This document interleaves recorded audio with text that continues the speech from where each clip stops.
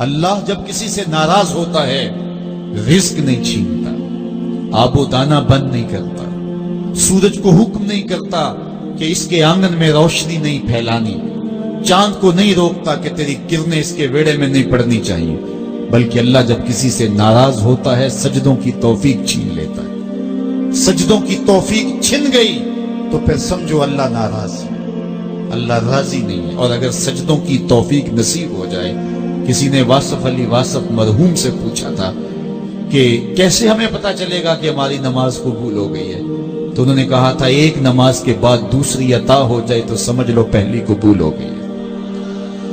تو نمازوں کا نصیب ہونا یہ اللہ کی رضا اور اللہ کی خوشنودی کی دلیل ہے، اور سجدوں کی توفیق کا چھن جانا یہ اللہ کی ناراضگی کی دلیل ہے۔ میں اور آپ دیکھیں کہ ہم کہاں کھڑے۔ دیکھیے دولت تو کفار کو بھی ملتی ہے، اللہ دولت اسے بھی دیتا ہے جس سے راضی ہے، اسے بھی دیتا ہے جس سے نہیں راضی، لیکن سجدوں کی توفیق اسے ہی دیتا ہے جس پہ وہ راضی ہے۔ تو 5 گانا نماز شعار زندگی بنا لیجئے، نماز قضا نہ ہونے پائے۔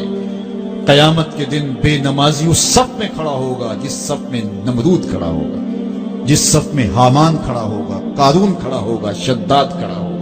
مجھے بتائیے ہم میں سے کوئی یہ گوارا کرتا ہے ہم اس صف میں کھڑے کر دیے جائیں جہاں دشمنان خدا کھڑے ہوں؟ آج کوئی نماز پڑھے یا نہ پڑھے، حشر کے دن حکم ہوگا کہ اللہ کے حضور سجدہ کرو، ہر کوئی سجدہ کرنا چاہے گا، جو نہیں پڑھتا وہ بھی کرنا چاہے گا، لیکن بے نمازی کی کمر اکڑ جائے گی، وہ آرزو رکھنے کے باوجود سجدہ نہیں کر پائے گا۔ قرآن بتاتا ہے کچھ لوگ جہنم کو دھکیلے جا رہے ہوں گے، انہیں کچھ لوگ پوچھیں گے ما سلککم فی سقر، تم جہنم کو کیوں جا رہے ہو، کیا ہوا تمہیں؟ تو وہ جواب میں کیا کہیں گے؟ لم نکو من المصلین، ہم نماز نہیں پڑھا کرتے تھے۔ سب سے پہلا حساب قیامت کے دن جو بندے سے لیا جائے گا وہ نماز کا لیا جائے گا۔ پہلا سوال بندے سے یہ ہوگا۔ یا چڑیاں بھی رب کی تسبیح بولیں اور اشرف المخلوقات سویا رہے، جب صبح کا وقت ہوتا ہے حشرات الارض بھی بلوں سے نکل کے رب کی تقدیس کے ترانے پڑھ رہے ہوتے ہیں۔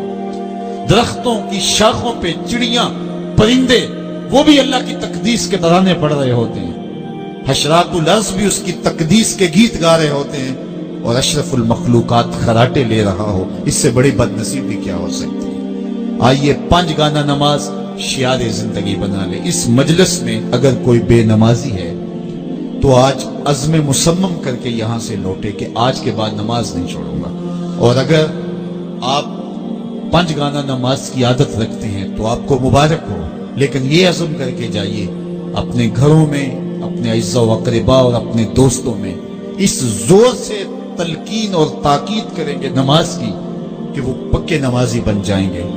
بندہ بندگی سے سجتا ہے، زندگی آمد برائے بندگی، زندگی بے بندگی شرمندگی۔ اگر زندگی میں بندگی نہیں تو زندگی کے پلے ہے کیا؟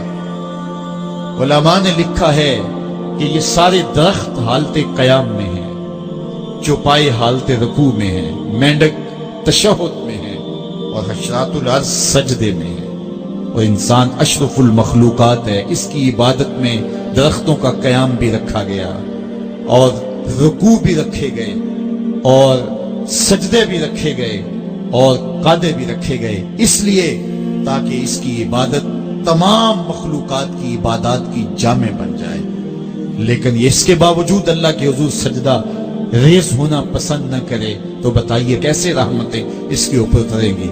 خوش نصیب تو وہ ہیں جو 5 گانا نماز ادا کرنے کے بعد تہجد بھی قضا نہیں ہونے دیتے، سجدوں سے اللہ کے حضور حاضری پیش کرتے ہیں۔ سب سے زیادہ بندہ اللہ کے اس وقت قریب ہوتا ہے جب سجدے میں سر رکھا ہوا ہوتا ہے۔ انسان کے اشرف اعضاء اس کے سر میں ہے، بولنے کی قوت زبان سر میں، دیکھنے کی قوت آنکھیں سر میں، سونگنے کی قوت ناک سر میں، چکھنے کی قوت زبان سر میں، سننے کی قوت کان سر میں، سوچنے کی قوت دماغ سر میں، اور سر مالک کے در پہ۔